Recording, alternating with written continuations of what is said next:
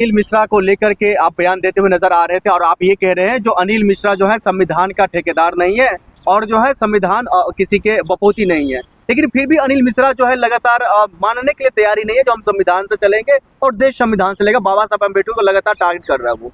जब अगर एक देश में कोई पागल हो जाए और संविधान को मानने से इनकार करे, संविधान के जो दाता है भीमराव अम्बेडकर साहब, उनको नीला कबूतर बोले, इस तरह के भाषा का प्रयोग कौन कर सकता है? एक मानसिक बीमारी से पीड़ित व्यक्ति हो जिसके अंदर संस्कार ना हो, जात नहीं है, ज्ञान न पूछे साधु का, जात न पूछे साधु का पूछ लीजिए ज्ञान। तो जो उसको अंदर अगर ज्ञान होता है, LLB किया है, तो संविधान के बारे में पढ़ा होगा। और देश हमारा इसलिए पहचाना जाता है क्योंकि हम संवैधानिक देश में रहते हैं जहां बोलने का अधिकार छूट है, तभी तो इतना बोल रहा है। जो बाबा साहब के खिलाफ, संविधान के खिलाफ बोल रहा है, तो इतना पावर हमारे देश का संविधान ने दिया है कि बोल रहा है। दूसरे जगह बोलता तो उसका गला हाथ काट लिया जाता, लेकिन हमारा देश में बोलने का अधिकार बाबा साहब दिए हैं। हाँ। और संविधान के अधिकार है, इसलिए इतना बोल दे रहा है। और वो संविधान नहीं लिखा, हम नहीं मानेंगे बाबा साहब अम्बेडकर को। देखिए, वो नहीं मानेगा तो उसके नहीं मानने से 140 करोड़ 150 करोड़ देश का जनता मान रहा है, तो एक आदमी नहीं मानेगा तो संविधान खत्म हो जाएगा क्या? देखिए, वो बुलवाया जा रहा है, ये RSS का एजेंडा है और ये मोदी का फंडा है और चला रहा है, पब्लिक पे डंडा है, और यही इन लोग का नाटक और नौटंकी का एजेंडा है।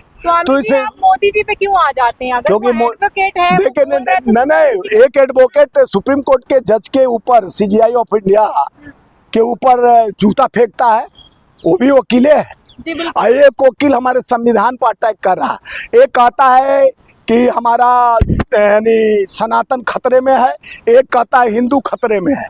और हमारा जात पात धर्म का नाम जब हमारे एजेंडा, हमारे नेता श्रीमती इंदिरा गांधी जी, राजीव जी और नेहरू जी, गांधी जी, अब सरदार पटेल जी, आज उनका जन्मदिन है, सरदार पटेल जी कहा कि हमारा एकता और अखंडता, एक बाप के हम बेटे हैं, नहीं हमारा बाप तो एक ही है ना। और हम मनुष्य का, इंसान का है, इंसान का कोई जाति नहीं होता। कर्मण्य रसेवादी के माँ फलेषु कदाचन। जब गीता में कहा गया कर्म के आधार पर हमको जात पात माना जाता है, अगर हम कर्मयोगी, अगर कोई ऐसी आदमी बन जाता है जैसे मुर्मू जी राष्ट्रपति हैं, उनके सामने अपमानजनक बात तो कोई कर नहीं सकता है। तो संविधान है तभी तो राष्ट्रपति हैं, नहीं संविधान रहता तो कोई SC ST आज राष्ट्रपति, प्रधानमंत्री। आप कह रहे हैं भारतीय जनता पार्टी, ये लोग इनको पीछे से बुलवा रहा है। RSS इसलिए बुलवा रहा है, RSS का एजेंडा था शुरू से अंग्रेजों का सहयोग करने का। ये काले अंग्रेज है। 52 साल तक वो हमारा जो तिरंगा वो दिख रहा है ना सामने, जी। तिरंगा का पहचान इन लोग को नहीं था। ये तिरंगा को नीचे बिछा के उसमें अपना गेरुआ झंडा गाड़ते हैं और तिरंगा पे पैर रखते हैं, तिरंगा का अपमान कर रहे हैं आप। ये आपको कई फोटो, कई ये हुआ है, मैं दिखा सकता हूँ। देखिए, वो तिरंगे को 52 साल तक RSS के नागपुर में फहराया नहीं गया और न जानते थे।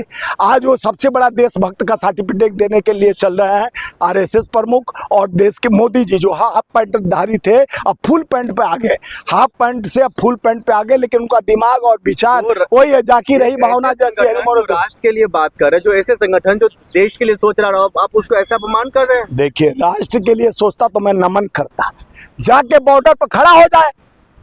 अग्निवीर अग्निपथ योजना कर दिया, जो आर्मी को कमजोर किया, जो सेना को कमजोर है, डंडा लेकर जाके खड़ा हो जाए पाकिस्तान और चाइना से लड़ने के लिए।